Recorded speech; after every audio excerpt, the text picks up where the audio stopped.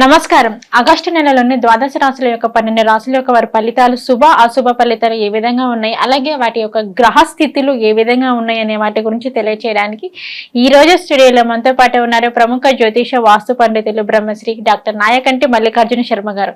మరి గురువు గారితో మాట్లాడి ద్వాదశ రాశులను 12 రాశుల యొక్క గ్రహ స్థితులు ఏ విధంగా ఉన్నాయి, మరి శుభ అశుభ ఫలితాలు ఏ విధంగా ఉన్నాయి అనే వాటి గురించి అయితే తెలుసుకుందాం.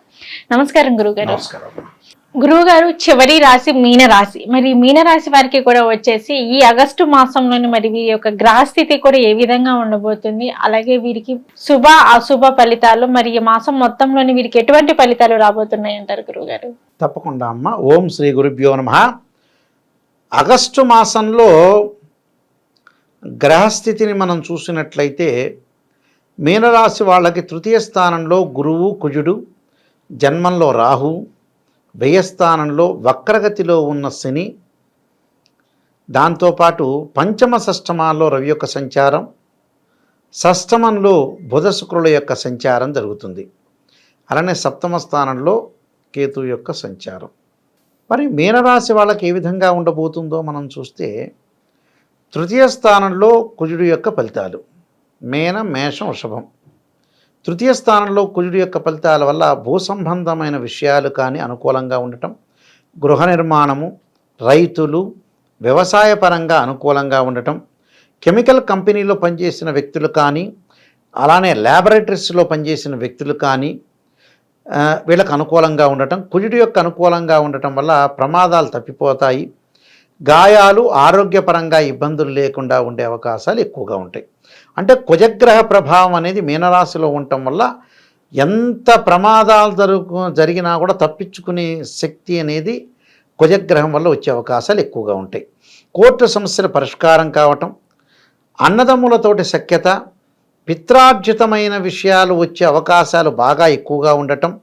అంటే ఏదైతే తండ్రి యొక్క ఆస్తిపాస్తులు కానీ, చిరాస్థిరాస్తులు కానీ, అన్నదమ్ముల యొక్క చర స్థిరాస్తుల విషయంలో కూడా అన్ని అనుకూలంగా జరిగే అవకాశాలు ఎక్కువగా ఉంటాయి. అంటే కుజుడు యొక్క ప్రభావం అనేది చాలా బాగుందని చెప్పుకోవచ్చు. అలానే గురువు యొక్క ప్రభావం ఉండటం వల్ల ఉద్యోగపరంగా ప్రమోషన్లు రావటం, సరైన సమయానికి సరైన నిర్ణయాలు తీసుకోవటం, డబ్బు చేతికి వచ్చే అవకాశాలు, చాలా వరకు కూడా ఆర్థిక సమస్యలు బాగా పరిష్కారం కావటం, ఆదాయ ప్రయత్నాలన్నీ కూడా విజయవంతం అయ్యే అవకాశాలు ఉంటాయి. కానీ ఒత్తిళ్ళు చాలా వరకు కూడా వీళ్ళకి పరిష్కారం జరిగే అవకాశాలు ఎక్కువ ఉంటాయి. శత్రు రోగ రుణ బాధల నుంచి విముక్తి లభిస్తుంది వీళ్ళకి. మంచి పరిచయాలు ఏర్పడటం, అలానే సంతానం ద్వారా శుభవార్తలు వినే అవకాశాలు ఎక్కువ ఉంటాం, సంతృప్తికరంగా ఉంటాం, విదేశాలకు వెళ్ళటం, అన్నీ కూడా మంచి పనులు జరిగే అవకాశాలు ఎక్కువగా ఉంటాయి. అయితే మరి వీళ్ళకి 6వ స్థానంలో బుధుడి యొక్క సంచారం వల్ల ఆనందము, మనోధైర్యము, ధనలాభము, గౌరవ ప్రతిష్టలు, విజయప్రాప్తి, మాట చెల్లుబాటు కావటం. అలానే 6వ స్థానంలో శుక్రుడు వల్ల కూడా జ్ఞాతులకి కలహాలు, అంటే అన్నదమ్ములతోటి కానీ, అన్నదమ్ముల పిల్లలతో కానీ, బాబాయ్ కొడుకులతో కానీ, పెదనాన్న కొడుకులతో కానీ, కూతుళ్ళతో కానీ కొద్దిగా సమస్యలు వచ్చే అవకాశాలు ఉంటాయి. కుటుంబంలో కూడా చిన్న చిన్న సమస్యలు వస్తాయి. భర్తకి ద్వారా భార్యకి ఆరోగ్య విషయంలో, అంటే భార్యాభర్తల మధ్యలో ఆరోగ్య విషయంలో కొద్దిగా ఉంటాయి ఇబ్బందులు, నమ్మక ద్రోహం జరిగే అవకాశాలు ఉంటాయి. అంటే ఎవరికి కూడా డబ్బులు ఇవ్వటం కానీ, ఎవరికి కానీ వస్తువులు ఇవ్వటం కానీ, ఎవరిని కూడా పరిపూర్ణంగా నమ్మటం అనేది చేసుకోకూడదు. అలానే శత్రువుల వల్ల భయం కలుగుతుంది వీళ్ళకి. అంటే శత్రువులని దుష్టుని చూసి దూరంగా ఉండాలన్నట్టుగా ఎంతవరకు ఉంచాలో అంతవరకు. కొన్ని సందర్భాల్లో వీళ్ళకి ఏంటంటే ఆగస్టు మాసంలో ఆలోచన అనేది పనిచేయదు, ఆలోచన హీనత అంటారు. అంటే సరైన నిర్ణయాన్ని 10 మందితో ఆలోచన చేసి నిర్ణయాన్ని తీసుకొని ఏది తప్పు ఏది రైట్ అనేది ఆలోచన చేసుకొని తీసుకోవాలని అర్థం. అనుకూలత అంటే కార్యాలు చేసేటప్పుడు ఏదైనా సరే మనం విజయవంతంగా కొన్ని పనులు చేసేటప్పుడు సానుకూలత ఉండే అవకాశం, లక్ష్య సిద్ధి, ఇష్టకామ్యార్థ సిద్ధిరస్సు. కామ్యం అంటే ఇక్కడ కోరిక, మంచి కోరికలు ఏదైతే భగవంతుని ప్రార్థన చేస్తారో వాళ్ళ యొక్క కోరికలన్నీ కూడా నెరవేరే అవకాశం ఉంటుంది. అలాగే తల్లిదండ్రుల యొక్క ఆనందము, అలానే అన్నదమ్ముల మధ్యలో సఖ్యత ఉంటుంది, సర్వకార్య సిద్ధి, అనూహ్యంగా ధనప్రాప్తి, అనూహ్యంగా ఉద్యోగాలు రావటం, ఆరోగ్యం సుఖంగా ఉండటం. కొన్ని సందర్భాల్లో పట్టుదల సడలింపు చేస్తారు, ఎందుకు లేని బద్ధకంతో ఆలోచన చేసే వ్యవహారం కూడా ఎక్కువగా ఉంటుంది. శారీరక శ్రమ, ఒత్తిడి బాగా పెరగటం, ప్రయాణాలు చేయటం, అలానే ప్రయాణాలతో పాటు విద్య యందు కూడా కొంత అనుకూలంగా ఉంటుంది. అంటే పోటీ పరీక్షల్లో విద్యార్థులందరికీ కూడా అనుకూలం, అలానే విదేశాలకు వెళ్ళే అవకాశాలు, అలానే ఆ దేశం యొక్క విదేశాల్లో ఉండే ఆ దేశం యొక్క పౌరసత్వం లభించే అవకాశాలు ఉంటాయి. కుటుంబ జీవితంలో ఆనందము, శాంతి, సౌఖ్యము, కుటుంబ సౌఖ్యము, కీర్తి వృద్ధి కలిగే అవకాశం ఉంటుంది. ధనాదాయము, మనోనిబ్బరం కలిగే అవకాశాలు ఉంటాయి. సంతృప్తి కలిగే అవకాశం ఉంటుంది. అలానే కుటుంబ సభ్యులను కూడా వీళ్ళ యొక్క ప్రవర్తన ప్రభావితం చేసే అవకాశాలు ఎక్కువగా ఉంటాయి. అంటే టోటల్గా మీనరాశి వాళ్ళకి ఎక్కువ గ్రహాలు అనేవి బాగున్నాయి. అంటే శని ఏదైతే ఉన్నాడో 12th ప్లేస్లో ఉంటే అది వక్రస్థితిలో ఉండటం వల్ల లాభం వల్ల కూడా ఫలితాలు వస్తాయి. అంటే ఆదాయపరంగా మంచి లాభాలు కలిగే అవకాశాలు ఉంటాయి. కొద్దిగా ఆరోగ్య పట్లంగా రాహుగ్రహం బాగలేదు కాబట్టి ఆరోగ్యపరంగా కొంత శ్రద్ధ వహించాలి. ఆడవాళ్ళకు వచ్చే గైనిక్ సంబంధించిన ప్రాబ్లమ్స్ కానీ, అకాల భోజనం కానీ, ఉదర నేత్ర సంబంధమైన వ్యాధులు అంటే పొట్టకు సంబంధించిన వ్యాధులు కానీ, కళ్ళకు సంబంధించిన వ్యాధుల విషయంలో జాగ్రత్తగా ఉండాలి. కొన్ని విషయాల్లో కొంత బాగా ఎక్కువగా అనుకూలంగా ఉంది. అంటే ఆరోగ్యం ఒకటి, ఎవరిని పరిపూర్ణంగా నమ్మకూడదు, డబ్బులు ట్రాన్సాక్షన్ చేయకూడదు.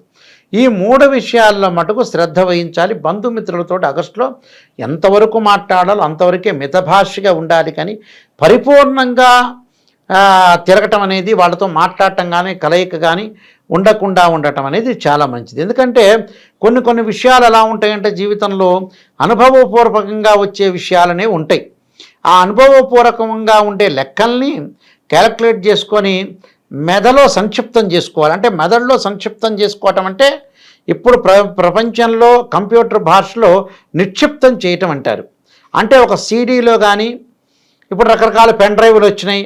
ఆ పెన్ డ్రైవ్లో మనం ఏదైతే మిస్టేక్ చేస్తామో, ఏదైతే అనుభవం ఉంటుందో ఆ మనిషి మంచివాడు కాదు, ఎవరికీ నమ్మకూడదనే పాయింట్లు కొన్ని తీసుకొచ్చి మెదడులో సేవ్ చేసుకోవటం అనేది చాలా ఇంపార్టెంట్. మనిషి ఆ సేవ్ చేసుకుని అప్పుడప్పుడు తిరిగి దాన్ని చూస్తూ ఉండాలి.